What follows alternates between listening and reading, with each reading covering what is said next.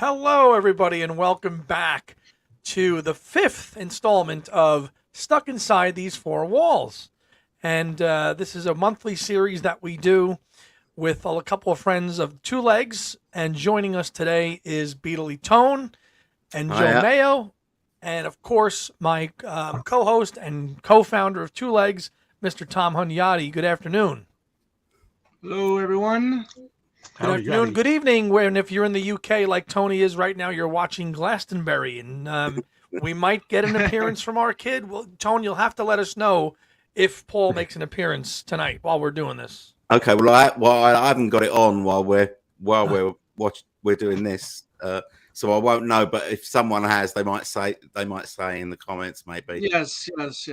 Yeah. If you're watching this at the same time, please let us know. Yeah, let us know if there's a Maca appearance, because we are 1 year anniversary now from the appearance of Paul's now legendary epic Glastonbury show, and that was his last performance to this date. So Nick's watching, so Nick will let us know if we see. So that'll be very interesting. We'll have to keep our eyes on that and see how we're doing. How are you, Joe Mayo? Good. How are you all? Very good. Thank you. Joe, Mets lost 7-6 after leading 6-3. Shocker. Oh, no big deal. I don't watch baseball. I'm a fair weather fan. I only watch when they have a chance. I haven't watched a game this season yet. Yeah, I've watched a couple innings myself. So That's that game that's like rounders, isn't it?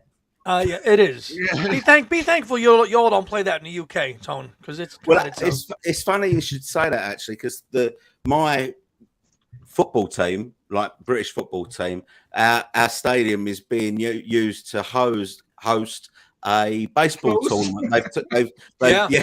To host a baseball tournament. They've changed all the pitch, so it's like for an American baseball game. Yeah. Who's your local club? Who do you root for? What, football? You mean? Yeah. West Ham and my team. West Ham. Okay. Yeah. Okay. So those of you who maybe have not tuned into this, or you have, just a reminder, what we do is we come up with a one question each to kick around to the other panelists that we ask. That could be about collecting, music habits, things that you like. Hypotheticals are always a big one. What would you do if, or Tone always has a classic penchant for a killer game he's always played the last few episodes, where you take one out and it's a really tough game to replace it with, but it's fun. We kick it around, and then we open it up to you guys after we kick it around ourselves, and we will go through the comments and highlight your questions for the panel to go through, and do it for about an hour or so. We do it once a month, and we have a lot of fun doing it. This is the third time we've done it live now. With the first two were pre-recorded, and we're happy to be back here at the end of June for this fifth installment. So without any further ado, I'm going to start it off, and I'm going to kick it over to my co-host, Tom Hunyadi, to let him ask the first question. Well, thank you very much, Andy. Thank you. Been jonesing to watch the rooftop performance again, and I finally did earlier today. I pulled out the Blu-ray and finally put it in the Blu-ray player and blasted up. I got a really great sound bar, and it just sounded phenomenal. So my question is concerning the rooftop performance, and I want to know from the three of you, and I'll answer last, is what is your favorite performance on the rooftop? Obviously there's 3 get backs. There's a couple Don't Let Me Downs. It could be, one after 909, doesn't matter. So the Tone, I guess you lead this off. What is your favorite performance up on the roof? Mine would be Don't Let Me Down. I'm not sure which one is which. The one that was in the original, the Let It Be film, I think, where John just really goes for it, and all his hair is blowing. It's fantastic. Right. So Don't Let Me Down will be my favorite song from that session. That performance. Right. Sure. Cool. Okay. Joe, how about you? I've always liked the first song, the first time they're singing "Get Back," opening up the show and getting all excited right at the beginning. I think that's a phenomenal version. I just love how they're all into it. You're just getting into seeing them on the rooftop. This is the beginning. This is the start of the whole show. But I just love it. I think there's a lot of energy there, and Paul's really getting into it. Love it. Great. I'm going to choose I've Got a Feeling. I think that's my favorite one during of the whole show. The great banter between, it's a great, interplay between John and Paul, of course, sharing co-lead vocals on that track. One After 909 certainly up there as a good rocking tune. They have a lot of fun on that song. But I would say definitely for me, for my money, it's I've Got a Feeling. Tom? Yeah, that's a good one. Get Back's a good one too. I'm going with the second performance of Don't Let Me Down. I mean, that's the one where I think that's the one you're thinking of. I mean, that's the one where the cops come out, Paul turns around and he's got a huge smile on his face and he's very excited. I love to see that. And then he also gives like a little hip twist, a little number there during one of the verses from that's John singing. All of them seem like they're having a great time with this as they see the police, arrive, and they don't know if they're going to be, pulled off the roof or not. But that one is definitely, I think, is top notch stuff there, just because of the excitement factor of the cops coming in and could that be it? Well, Paul would have loved that for the ending of the film. Good ending. Oh, for the film. Absolutely. Good ending. Good for ending. the film. Yeah. I'm sure they were really disappointed that the cops didn't literally drag Ringo Ringo off his drum stall, Yeah. dragged him away, kicking and screaming. Right. Good choices and good question there, Tom. Good first question. All right, we're going to kick it down. We're going to kick it across the pond to our friend Tony. Tony, your question for the panel. Okay, so my question is: there's been like quite a lot of talk about getting a cleaned up version of the Star Club Hamburg album. There seems to be quite a bit of appetite for it, and I just wondered what the panel thought about cleaning that up, because obviously it's got historical value, but as a performance, it's not great.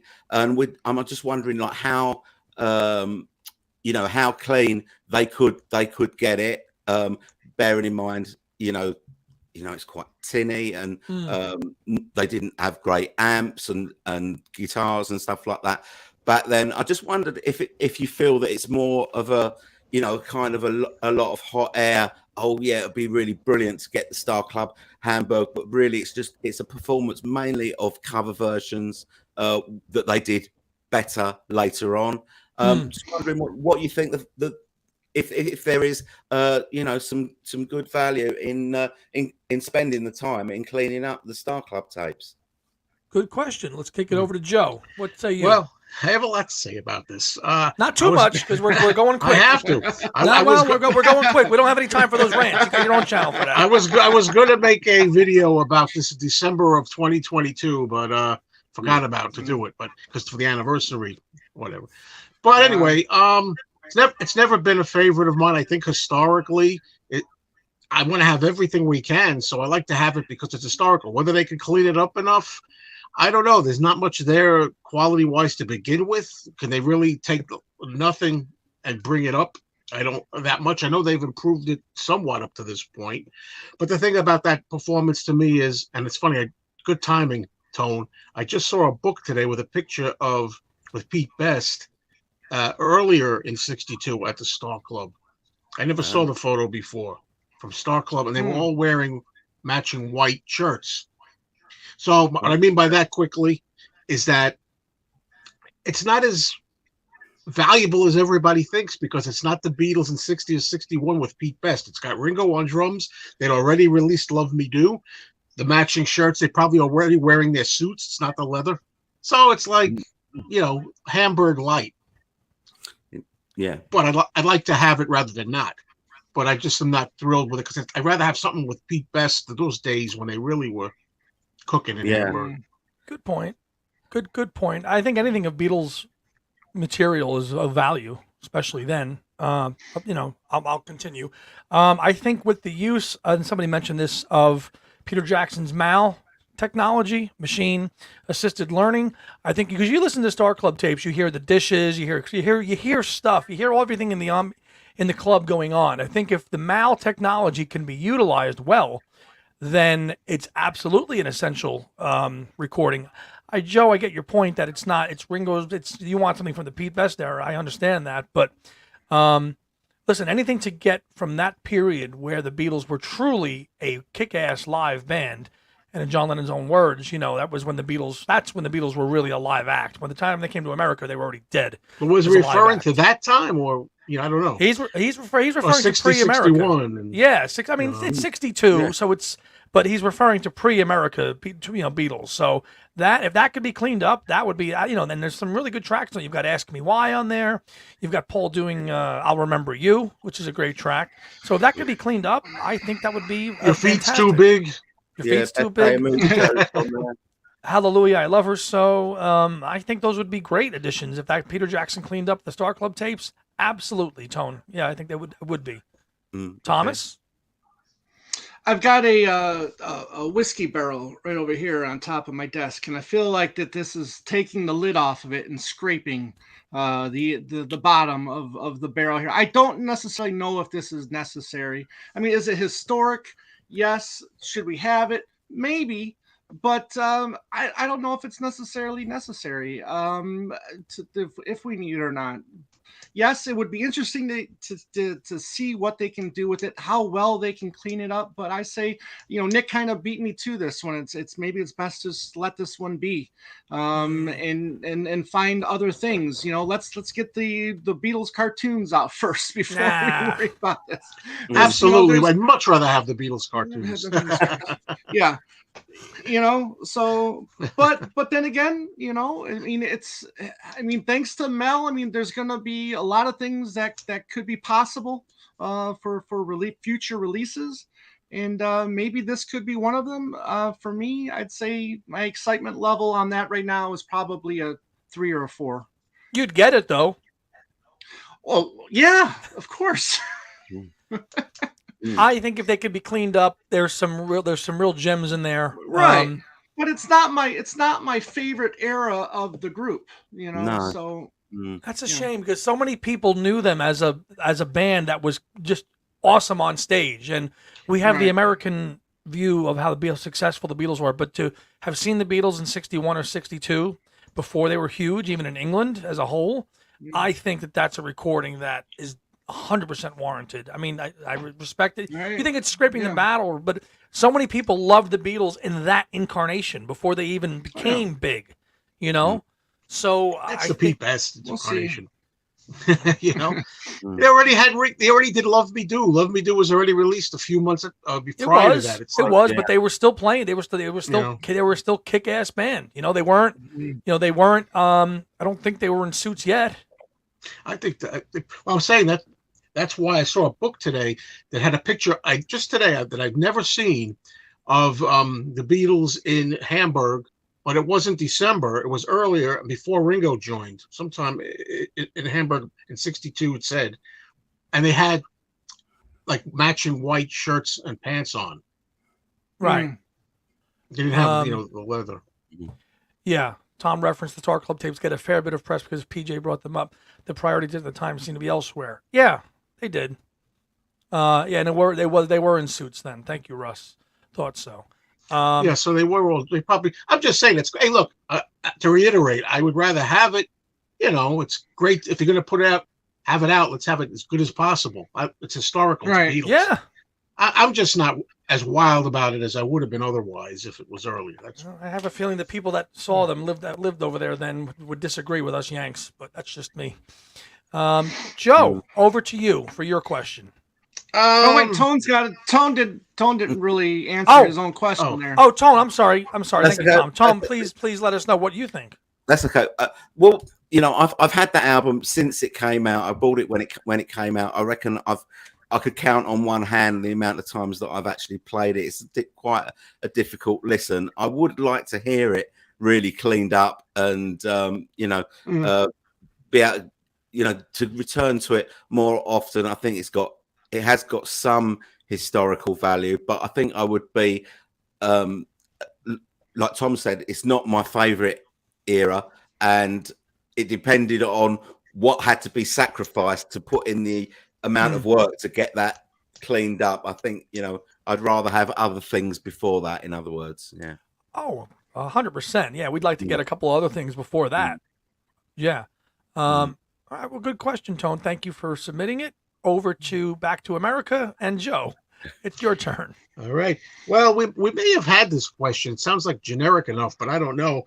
Can you come up with a Beatles song or a solo Beatles song? You could pick either one that everyone seems to really love. Most of what you hear is always good about it. Everybody seems to like it, but for some reason, you always find yourself on the other side saying, "I just doesn't do that much for me." Okay, so a song that's universally loved, but you as a Beatle fan are like, enough of it kind of question? And it could be, well, not just enough of it, not necessarily tired of it, but you never really liked it much. And it could be a solo song or a Beatles group song. You could pick either one. Okay. Sometimes it takes a while. Well, off the top of my head, I'm gonna, because it's the rotation's up to me, and we'll kick it to Tom. Yeah. I'll go right off the top of my head. Yellow Submarine. I can't stand that song, so I know people like that one. We could skip. So solo wise, Let Me Roll It. I've heard enough of that. I don't need to hear that again. But those are the only two off the top of my head I could think of. And you could pick one or the other. You don't have to pick both. Right. Yeah. I would say Yellow Submarine for me. If you have to, go ahead. I'll say Yellow Submarine. Yeah. Tom? All right. Well, you took mine, but I have plenty. And I might get some virtual tomatoes for this, and that's fine. But and I can't believe I'm going to say this because I do kind of like it, but in a way I kind of don't, and that is George's "What Is Life." Wow! Yeah, I love it. I love the question. Look, it's a good song, but it just doesn't excite me as maybe other songs from George on that album do. Maybe it's just I don't know, but what is? Well, you're the movie guy. Was that not flawlessly used in Goodfellas or what? Yes. I'm not saying it wasn't. Enough with that. Just saying. Come on, man. That's a great song. They used that song awesome in that film. Yeah. All right. No, Peter, I do not hate Ringo. I just don't like a lot of his current music. I'm sad. I know. Isn't it tough to have to deal with that kind of thing? Like, at least I hate Paul and everything. Right. Yeah. Back over to the UK for Tone for his least liked track that everybody seems to love. Well, I don't know if it's my least liked track, but certainly Yellow Submarine would definitely be one of mine. I can't bear it. I love Yellow Submarine. We like John's demo of it on the Revolver box. I heard a lot more than that. I don't think so. I'll tell you something. When I was a kid, when I first got into the Beatles, when I was 15, and I kind of came out at school of as being a Beatles fan, where all my friends were all into prog and all that sort of thing. That's how they would tease me, by singing Yellow Submarine in my face, and I've never got over it. But scarred. That's funny. But one of the songs that I think like everybody seems to really like, that has never done anything for me, and I don't hate it, but it's never been like up there, and I think it fits into the category that Joe's talking about. Everyone else seems to like it, but I'm not seeing it, and that's it's all too much. I can't.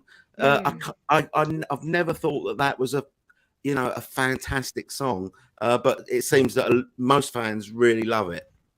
Yeah. Ollie, nobody hates anybody. Tone doesn't hate George. Tone doesn't hate George, and I don't hate Ringo. We're Beatles fans. We're Beatles fans. Hate is not in our vocabulary. Come on, people. Come on with that.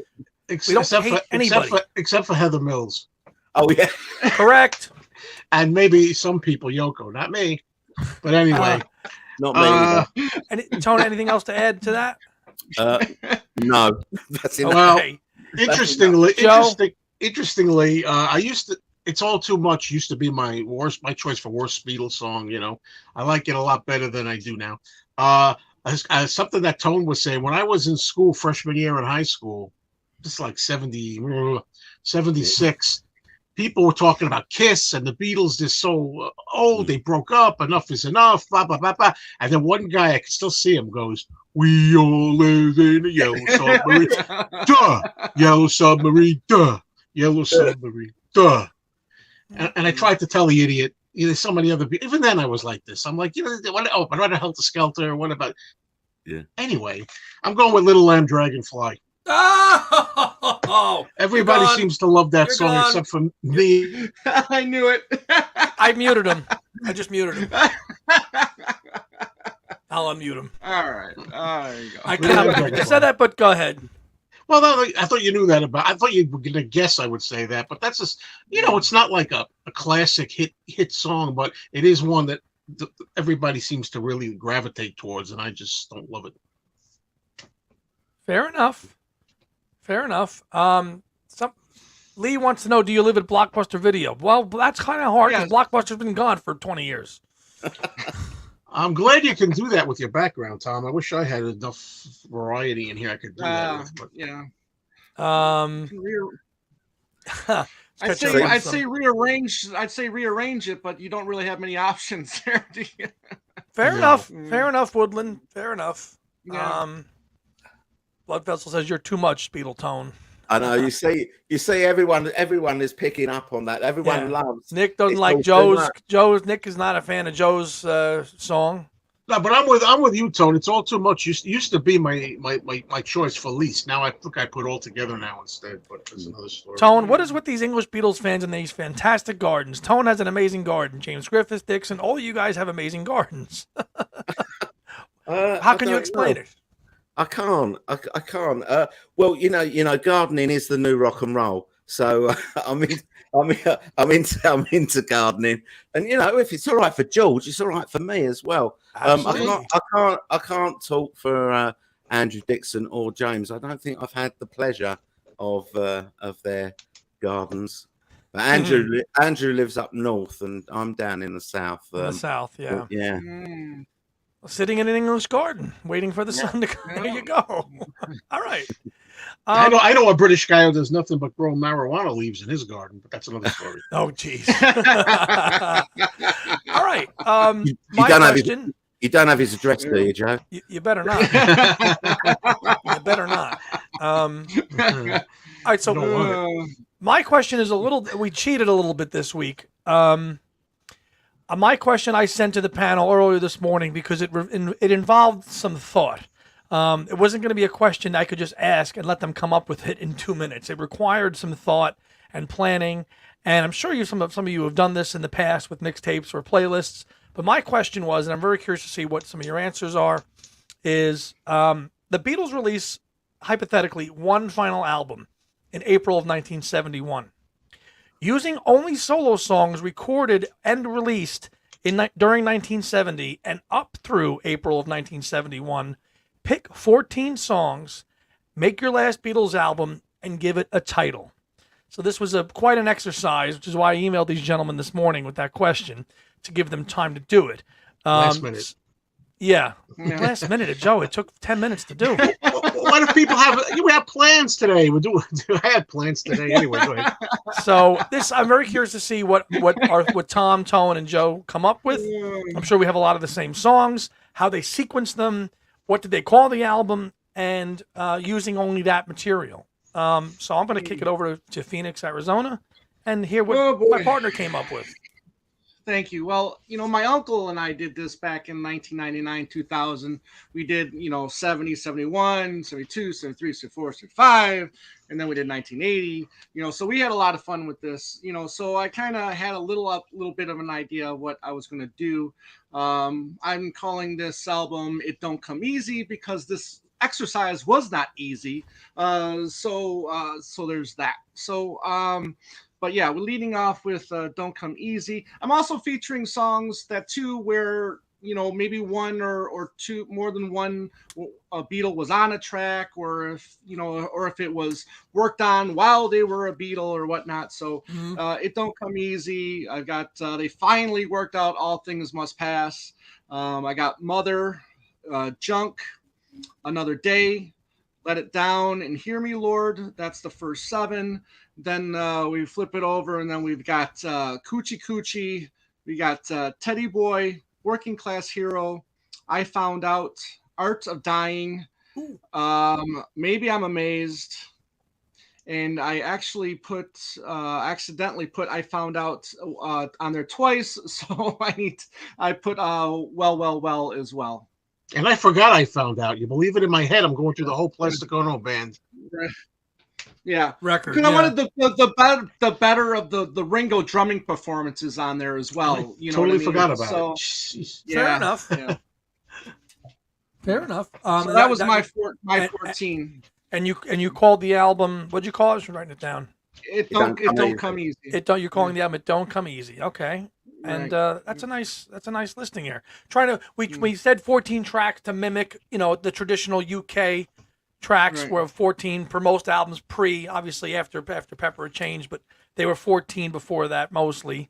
So over to Tone. What'd you come up with? Okay, so I think I might have overthought this a bit. I've kind of made it like it was a proper album, so they were still together. So I'm trying to pick my favorite songs, but I'm also excluding things that I don't think that they would have done as the Beatles, especially at that time. So God is not in it because they wouldn't have done that. Exactly. Right. Yep. I couldn't see the Beatles doing Working Class Hero, and I couldn't see the Beatles doing I Found Out either. But they are. Oh, wow. If I was picking my favorite songs, those 3 would probably be in it from that period. Okay, so side 1. Okay. Also, I'm sorry, but I couldn't find room for It Don't Come Easy. As great as that song is, there's just too many. There's too many that belongs on there. So yeah. For Ringo. I know if it was a proper Beatles album, there probably would be a Ringo song on it. So I've kind of gone against my own rule. Yeah, but real quick, Tom. But was real quick because I also tried to do the 4-4-4 and then 2. With the meeting with in September of 69. So I tried to follow that as well. Correct.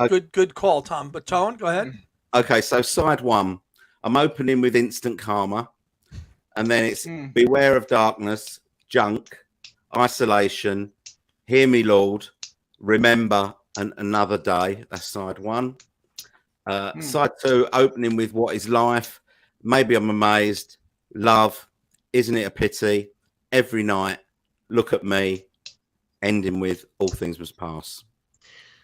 Okay. And I was really pleased with my album title, but I've just got a feeling that there is either an album or a bootleg called the same. I'm not sure. I'm not sure. But I've gone for where is it? That way. Can you see that? No. Four sides of the circle. It's a book, actually. It's a book. Yeah. Is it a book? Okay. It's a book. All right. I'm okay with that then. I thought it might have already been used as an album. Four Sides of the Circle. You've got it coming out. That's a good title, man. Good one on you. Good choices. Joey, you're up. What'd you come up with? Well, I did a lot like Tone did. I was trying to think, well, you can get crazy and say, well, would they have done this if they were still together or that, and then I was thinking, like, I didn't think God, as he said, God would fit and such. But there is one song I put that when I get to it, I'll tell you that I thought I put anyway. All right. As far as the title goes, again, I must be losing it as I get. I couldn't think of an imaginative title. I was going to look for a song title and call it that, like Another Day or something like that, or Instant Karma even. But I thought, hey, they said they had been thinking of the title Everest. So for Abbey Road, wasn't it? Yeah. So, right, Abbey Road. Yeah. Maybe they use it for this leftover title. So I picked Everest. And I opened the album with Another Day. Then I went into Instant Karma. Then Apple Scruffs. Cool. Then Well, I that went, makes sense. That makes sense because I mean, obviously, you're paying tribute to the fans. the fans So that, hanging around. yeah, Then I yeah. went to a "Don't Come Easy." That's my token Ringo song on this one. Then I put "Junk," "Remember" with John, Yeah. and it ended side one with "Man We Was Lonely." Then you flip it over. Side two, "What Is Life" to open. "Love" from Mm, Plastic Ono yeah. Band. Good one. I put "A Woman Oh Why" as the third track.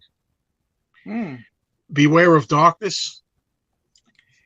Well, well, well. I put "Maybe I'm Amazed." I had to put it, even though that's a song to me. I wonder if they stayed together, if that song would ever have been written. But Right. Mhm. I put it on there anyway because he still was going through that at the time, maybe anyway.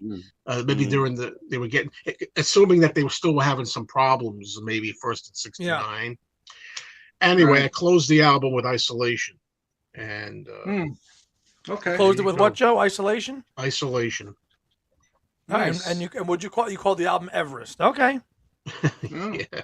Well, and they actually named after the cigarettes that I forget who smoked. Jeff Emmerich, wasn't it? Jeff Was it Emmerich smoked those. Jeff Correct. Emmerich. Yeah. Well, Yeah. then I'm changing my title. I forgot about that.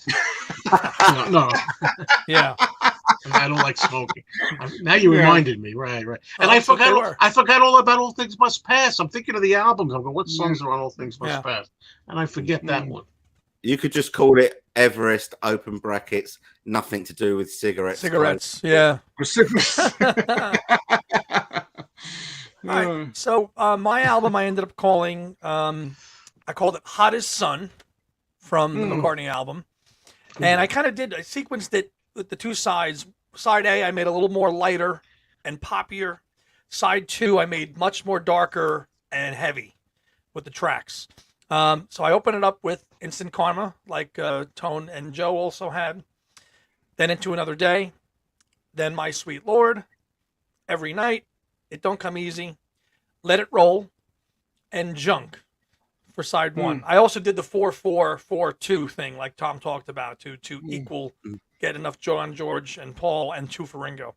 Side two, we started off with "Isn't It a Pity," then go into "Isolation," then go into "Mother," then go into "Maybe I'm Amazed," then go into "Love," then "All Things Must Pass," and we closed the album with "Bye Bye Blackbird" from Ringo. That's nice. That's a nice little upbeat touch.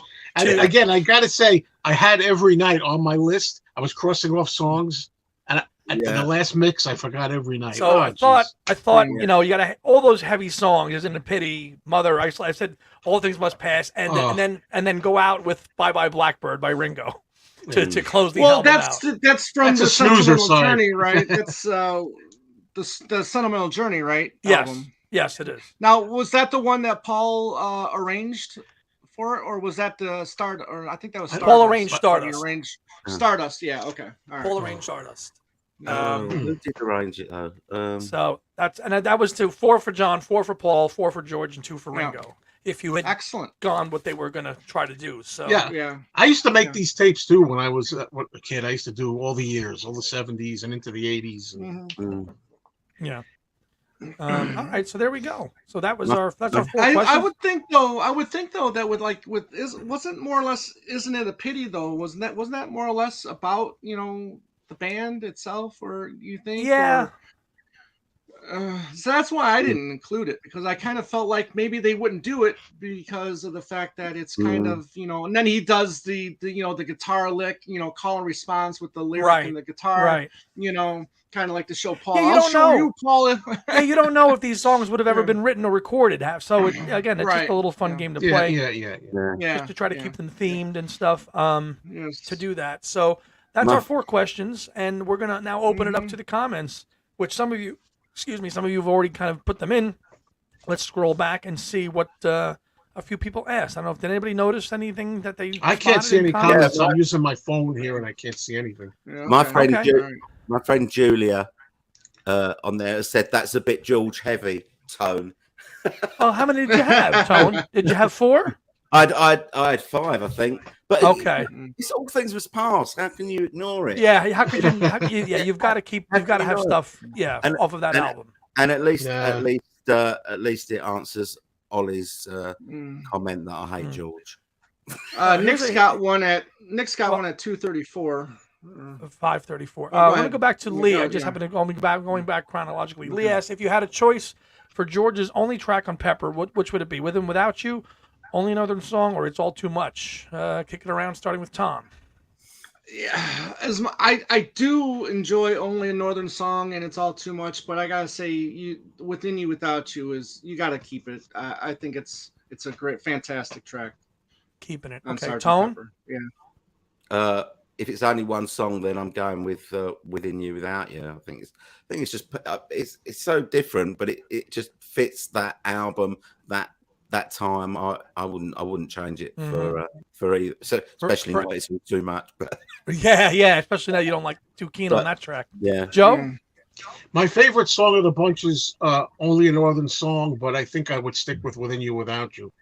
Just to keep the album consistent. I think we're all on the same page with that one. We're going to keep Within You Without You on Pepper as intended. Who was the comment again, Tom? At a timestamp? Oh, shit. 550 or 534. Okay, For Nick Sirrett. Nick. Okay. Nick asks, which one of you has the most copies of McCartney 3? Duh, that's an easy question. And is that the Beatles? And is that the Beatles related album you have the most copies of? Tom, how many? Well, including the cassettes and the CDs and the dice box and the vinyl. I mean, I think I counted it's like 17 or something like that. If you know what I mean. Yeah. Never been a beauty queen. Yeah. Tone, how many do you have? I got a feeling I'm going to come up lightweight on this. So I've got black vinyl, and I've got yellow and black splattered vinyl, and I've got the normal CD and the Japanese SMH CD of McCartney 3. That's it. That's all I got. 4. Oh, definitely. I think you will be. Tone? I'm sorry, Joe? I don't want to be number one on this, because but the thing is, I had them all except for that the very first expensive, which is out of price range. Yeah, the Third dice. Man. Yeah. Third Man, yeah. And I was missing the Coke bottle. Finally, I got the Coke bottle. So anyway, long story short, I think that I'm the only one I'm missing is that one, that Third Man with the 3 dots. That's expensive.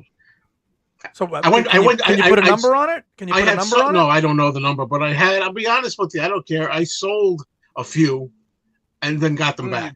Like some like orange and blue, some of the boring ones. The ones that didn't have the dye on the cover. Right.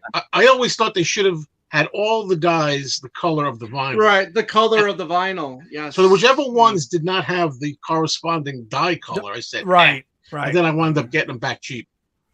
I have probably about 10 on vinyl.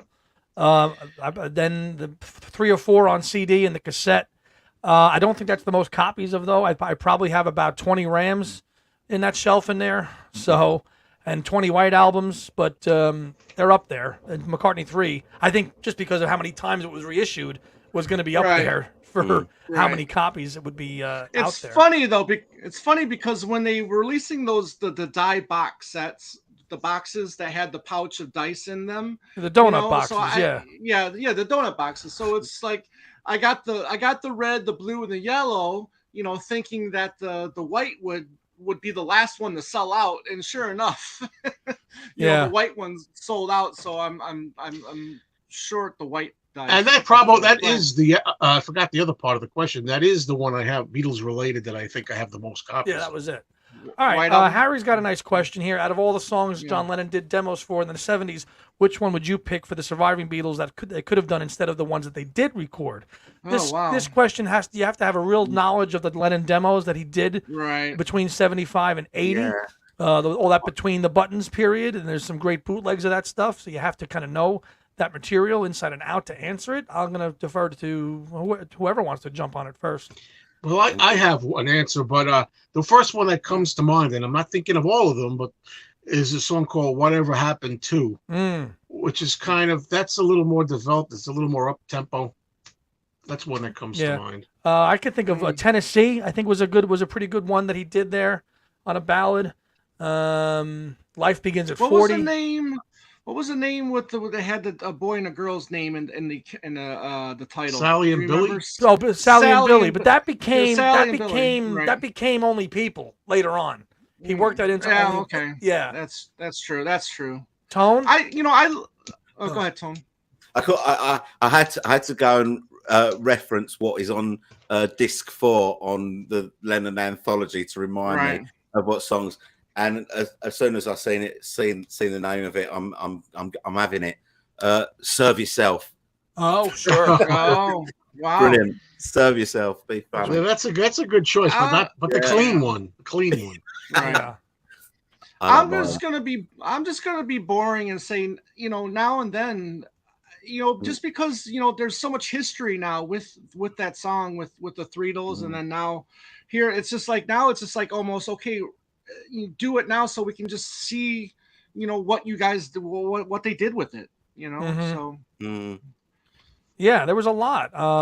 Mirror, Mirror. That's a good one too. It's a song called "One of the Boys" that I like. Yeah, there's a ton of stuff that he did during that period. I know you guys did a Talk More Talk on this period of demos. Good question, Harry. Thank you, Henry. If John lived, how do you think his musical career would have went? Considering that he was experimental and open, do you think he would have dabbled in newer genres like rap and stuff? I do. I think so. I think he would have. I think he would have done so many different experimental things. I think he probably would have gotten back into some avant-garde stuff. I think he would have tried to maybe experiment with hip hop. I could see him maybe doing something like a 2 Live Crew, just because that they were very political. I just I can see him dabbling in all sorts of music, just like Paul. Absolutely. Well, the problems I have with questions like that is that we always tend to go by how we know the person at the end. Like we know John at 40, so we think he'd be that way in his 40s, in his 50s, in his 60s. Maybe he'd be very unpolitical, or maybe he'd switch politics sides. Right. Yeah. Who knows? So I really don't know. But I do tend to think generally he would be interested and open to trying these weird things, even like auto-tune weird sounds. He would have, and he totally would have been into the technology. I think he would have been for sure. He would have definitely been into the tech, and I think he would have kind of gone with in a similar direction that Paul did. If something that was current, interested him, he'd want to experiment with it, and I think that he would probably, dip in and out of political stuff as the time, took him. But just imagine having 20 more John Lennon solo albums. Oh, that's the thing that we've lost. That's what I'll take 6 or 7. Yeah. Here's a question from Ricardo. If you put Abbey Road last in the discography, where should Yellow Submarine be? I see it before the White Album. Tom? Well, I mean, depends on where you're coming from, right? I mean, if it was an EP, wasn't it? No. Or am I thinking Magical Mystery Tour? No, Yellow Submarine was just issued in January of '69 as a soundtrack. Yeah. Yeah. No, I put it before Abbey Road. You put it before Abbey Road, right? Yeah. Tone? Yeah. Well, quite a lot of the songs weren't they recorded and written in '67? Yeah, they were. Yeah. So there's a question there: are they kind of between Pepper and Magical Mystery Tour? Well, yeah, you've got it's all too much. Bulldog, and Bulldog. Yeah. Where does Bulldog fit? It's Bulldog 68. February of '68. That's before the White Album. Correct. Yeah. Before they went to India. I think when you think about it like that, then I can't really imagine it anywhere other than being. Yeah. I think it's where it is because that's when the film Yeah. came out, so that's Yeah. why the soundtrack is where Yeah. it is. But I get the question, and it's a good question. Joe, And Yeah, well, I think it should be where they released it, how it is, at the point in time where it is. But if you want to one day take chronological songs and say, well, where does Only a Northern Song go? then that's a whole different game you're playing. That's a whole different thing. Right. But the album itself, where it is, it belongs where it is. Yeah, I think. Yeah, good point. Kelly asks, what's a more enjoyable watch? Bruce McMouse, James Paul McCartney, or one hand clapping? This is always should get some great answers. Question. Very good Tom? I think for my money, I think you got to go with one hand clapping. I think some of those performances were really top notch, and I think I would have really liked to have seen Jeff Britton stick around a little bit longer. I don't think he was that bad of a drummer. I think Paul kind of bashed him a little bit during that Wingspan documentary, but I think he was all right. I think he did a great job, and I think one hand clapping is the more enjoyable of the three. Yeah, I think. I'm not sure with Jeff Britton. I'm not sure. Was it so much to do with his drumming ability, or more to do with the fact that he really clashed with Jimmy McCulloch and Jimmy? It was cutting through and all that. But he really clashed with Jimmy McCulloch, and Jimmy McCulloch was definitely the one that he wanted to hang on to, and quite rightly so. I'm going one hand clapping as well, but I do love Bruce McMouse.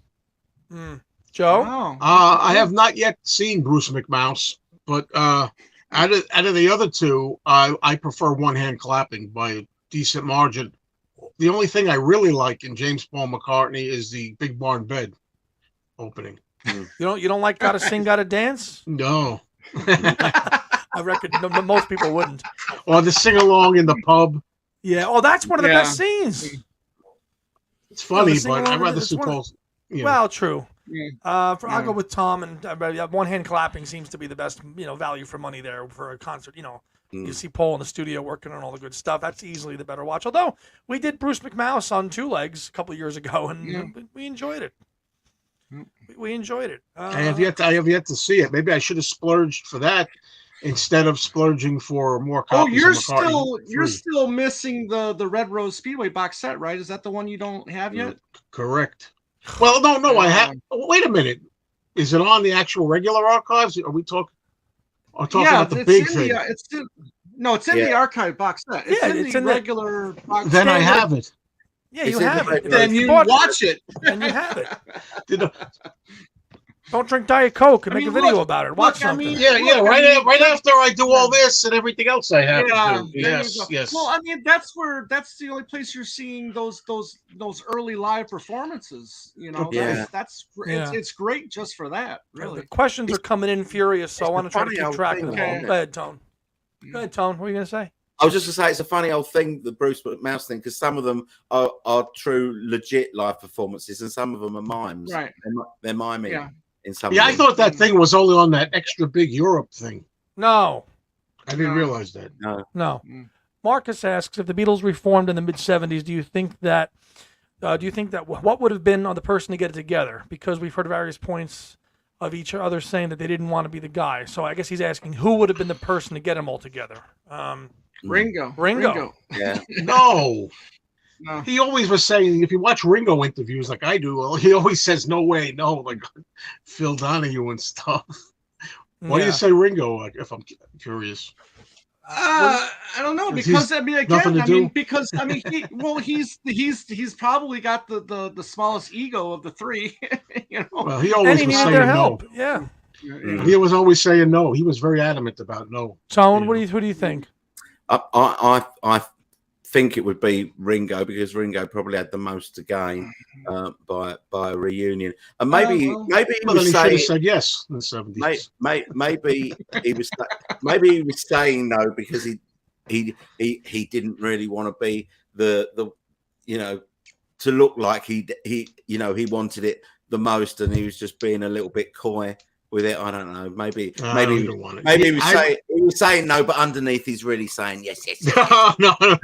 I'm telling you guys we're talking about Ringo hate. You guys got to watch more Ringo and stuff in different countries over the time. He's very anyway. Whatever. Yeah. I don't think anybody was willing to get it together. If anything, John sounded the most positive at times to me, and like with At the, times, Elliot but Mintz not always. so Well, the Elliot Mintz none of them interview, were. sure. None of them were. So actually, I don't think any of them yet, to tell you the truth, at that time. No, I'm trying to find that one. There was a really can't great question here about session people. I'm trying to find that one. Hold on. Here it is. Which solo Beatles album had the most session musicians on it? I'm guessing the Ringo album or John's rock and roll album. What is the I pattern? don't know. What do you think? I mean, but maybe that's All a Things trivia Must Pass, question. maybe, right? Oh, well, yeah. There's a bunch there. McCartney too.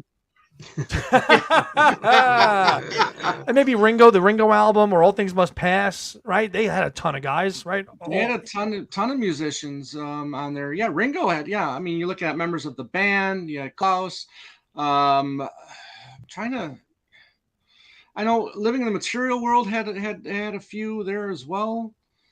But maybe Ringo. I mean, that might be it. Tone? Well, I would have said that All Things Must Pass probably has got the most players on it. But you always get the story about the rock and roll sessions of there's 30 blokes all playing different tunes at the same time, all playing out of tune or whatever.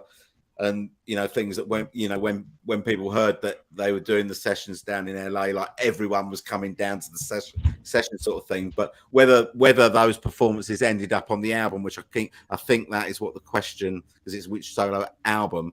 When you actually look at the credits of the rock and roll album, there's not that many people credited on it. Yeah. I would go for All Things Must Pass. Loads of people. Joe, that could be. Yeah. But this is a factual question. But this is a trivia question. Like, what? There has to be an album that has the answer. I think based on the number of songs and the amount of people that it's got to be All Things Must Pass. I don't think. Yeah, I'm thinking that or Ringo. The first two that would pop in my head. I don't know which is true though. But there's a big crate behind me. I can go check it out. That I got a couple summers ago. Tell me. I'm sure it's all in there. JL, here's my question. It seems that Apple's working on commemorating the 60th anniversary of the Beatles later this year. How would you like to see this occasion feted? Tom. Well, I mean, is that what they're going to do with Now and Then? Put it out as like a 60th anniversary of the band, or Coming to America? I don't know. I think we're seeing it with Now and Then, and whatever form that's going to be. That's exactly right. That's Tone? what it could be. I think that the 60th anniversary should be commemorated with box sets of Please Please Me and with the Beatles in a 1963 set. I don't really think that we need something specifically career spanning for for the 60th anniversary. Just get those bloody box sets out. If I may interject, let me get your opinion on this. What do we think about if Now and Then is bundled with a revamped anthology package that Peter Jackson could be working on? He's working on a film. What do we think of that? There's a whole new anthology reboot, Blu-ray on Disney Plus, expanded with Now and Then. Do we think that that's a possibility at the end of this year? Well, I'd like that. Expanded is a key word. If it's expanded and there's a lot more too, not just the same stuff we had. Right. But then I would love it. Well, there was that anthology bootleg, right? That has other clips in it that weren't used. The director's cut. The director's cut, that has footage that they could easily, do a new kind of anthology thing with video attached to audio. So yeah, I mean, that would be cool. Get another Disney Plus thing. Yeah, why not? Well, sorry. I think that an anthology bootleg, like a reboot of the anthology documentary with extra material, would be fantastic. But as far as the actual song Now and Then, I mean, that's got to be something audio, and I can't really see the point in a reboot of Anthology 3. I mean, there's a lot of people on my channel were talking about, include Now and Then on a where it should have been on. No, you can't do that. Yeah, you can't do that. But also, most of the tracks that were on Anthology 3 have already been out again on the box sets for the the White Album, Mhm. Abbey Road, Yeah. And let it. We've gotten a lot of that material and all this. Yeah. So maybe Anthology 4. I mean, with it I now think and then? I have a feeling that out of nowhere that's what they're gearing for, the surprise they're gearing for, something like that. With new stuff they can come up with in addition to that. Oh geez, I'm drawing a blank here. The concert audio that they have now from the '63. The start. Right. Oh, the Stowe Well, School. the problem is, Woodland, there's not that much left, my man. We're trying to take the best what they can, scraping the barrel. Yeah. Well, I keep answering, if I may, when people say, not just you, Andy, but I know people on my channel, they say, well, there's not much left. And I think based on what we know of that so far, but things that have not yet made it to bootlegs, right? Or been, how do we know there's still, Right. It's not stuff that maybe, but I wanted to go back to something JL Draw had said, though. Go ahead. When he was asking about the 60th anniversary, I'm guessing he means visit to America. Right. 64 he's talking about. Yeah, not he means the 63. 60th anniversary, not of the Beatles establishing. Well, maybe that's this year. I mean, it was 60 years in 2022. Right. So he's talking about. I think he's talking about He means America. Yeah. America. In which case, I would like for one to see Mark Lewison have his next volume out. That'll be a good time to put the 64 volume out of Tune In. And I would like to see a theatrical re-release, a big release of Hard Day's Night. And if they could do a Hard Day's Night and Help, I'd like a double feature. But I know that's not what we're looking for here. We're talking about releases. And Releases, an Anthology 4 with a lot of, whatever they call it, with a lot of new stuff would be nice. But that stuff, especially when you look at the later albums, that if they can dig up new stuff, this is going to be stuff that wasn't good enough to be on Anthology 3 the first time around. It then wasn't good enough again to be on as the extra material on the White Album and Sgt. Pepper and Let Revolver It Be and Let all It Be Right. in those box sets. So what, you think so? what are they going to give us? I just can't see them releasing now and then standalone. I can't see that. I mean, No. but it might not have been enough room. I mean, what would you say of some of the stuff we got on the White Album extras that were new, and the Abbey Road extras that were new that were not on Anthology 3? Yeah. There's stuff. There's lots of stuff. No, that maybe Yeah. wasn't used yet. James asked, with AI being used to separate instruments and speech, do they think they could finally bring out a live show DVD box set that could separate the Beatles from screams and enhance the sound? Definitely. Absolutely. Yeah. Yeah. You take some of that footage from Munich in Germany in '66. That's some good quality footage there. JL, would you be interested in a reboot of the Red and Blue in both physical and digital media? Not really. I'm done with that. No. Not needed. No. I mean, are they still? Did they still come in those stupid thick double CD cases, or No. did they ever? Did they ever put them in the digipack? They did in 2010. The Red and Blues got released in the digipack. The digipack. Okay. Boo! Digipacks. Yay! They did. Jewel cases. Yeah. No, she meant She meant the how Apple views the 60th anniversary of the band itself. See, Apple has always genuflected to 1964 for some reason as genesis of the band. According to who and when? That's how Apple views. Yeah, well, to Americans. To Americans, maybe, but not. Their first single came out in October of '62. Well, that's what I mean. Yeah, right. So I don't understand that. You're right. 62 was the 60th. 63 is the 60th. Right. That one. No. What's your favorite Paul Granny song? That's easy. You gave me the answer. I'm gonna go for When I'm 64. I still really enjoy that song. So maybe I'd go with that as well. Tone?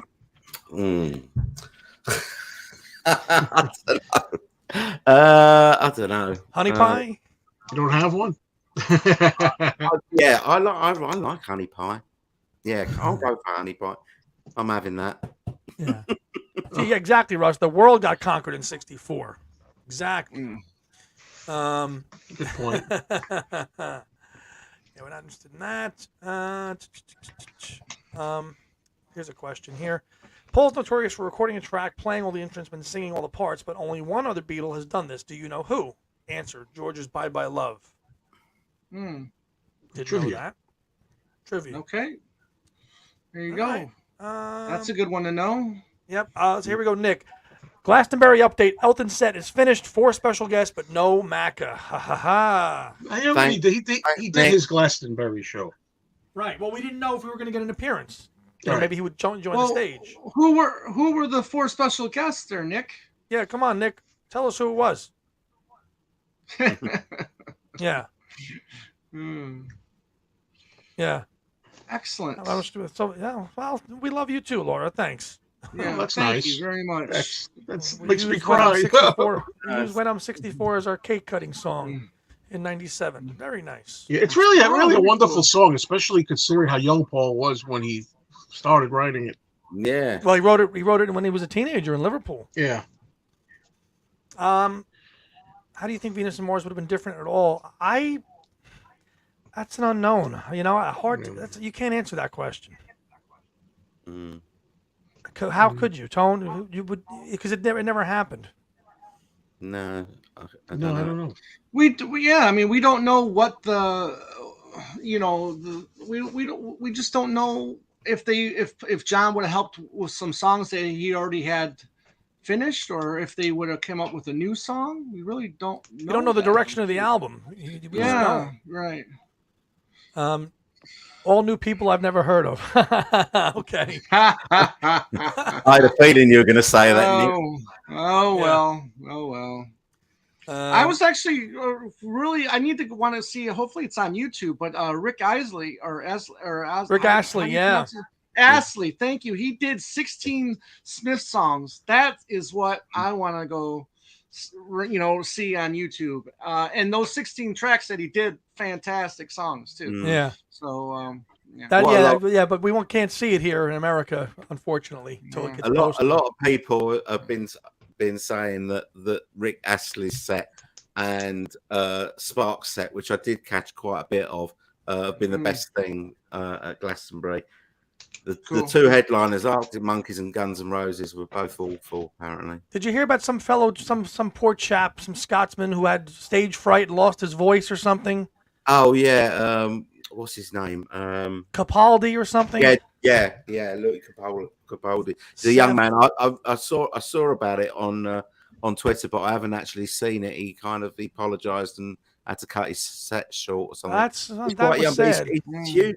He's huge here. You know, he's had big hits here. Yeah. But I think he's got some. He's got some mental health issues and stuff like that. Maybe just lost his bottle. Maybe, yeah. That's too bad. I mean, that was probably the biggest show he probably would ever played too. And yeah, then he just. But the crowd really supported him and rallied around him, and they helped him sing his songs and finish his set, which was nice. Oh. For them to hear. I think we're wrapping up. So, how we feeling, gang? Oh, yeah, great. It's only an hour. We've only done it an hour, right? It feels that's longer. it. No, it's only been an hour, but I think questions. What was one? Somebody, would "Good Day Sunshine" be considered a granny song? No. I say no. Also, I think it's on the verge, but it's considered a twee song. Yeah. Yeah, I don't consider it a granny song. All right, so why don't we kick it around and tell everybody what our guests and channels have been up to before we say goodbye. Let's go over to Tone.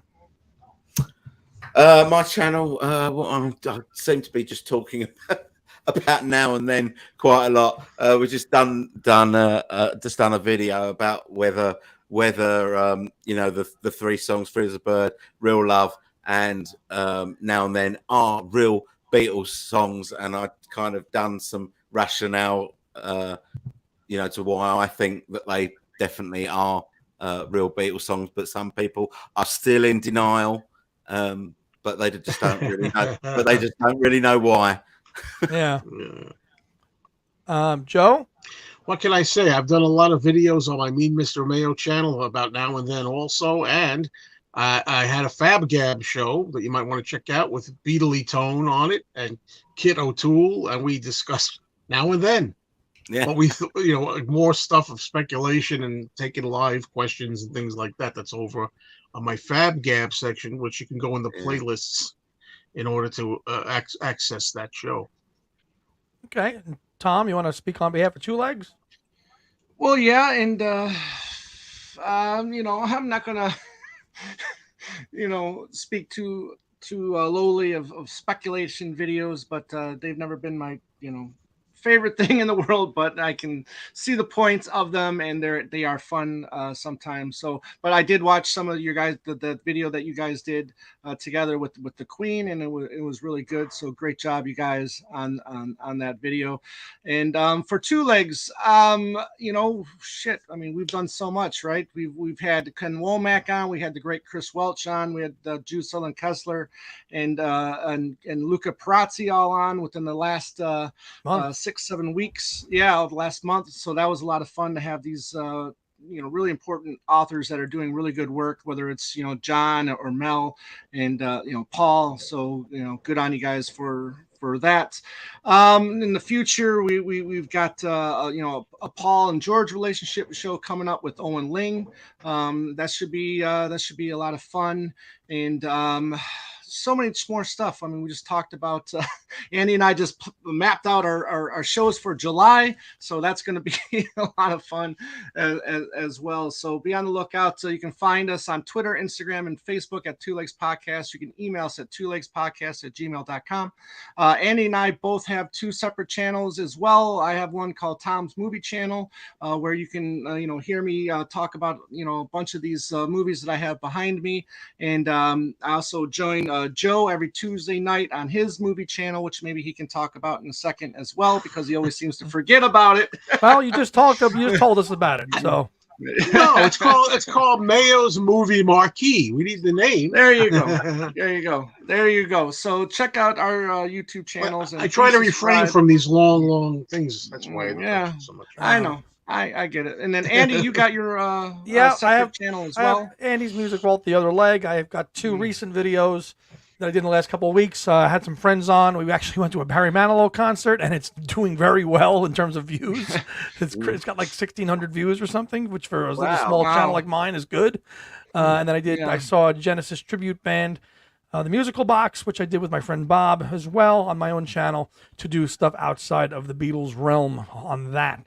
And that'll do it. So on behalf of my co-host Tom Onyati, our friend Beatley Tone, and our friend Joe Mayo, I'd like to thank you all for tuning in to episode 5 of Stuck Inside These Four Walls. We will promote and have a date for our show next month, probably towards the end of the month, and we'll see you all next time, as the man says. Thanks very much, everyone. Cheers. Thanks for watching.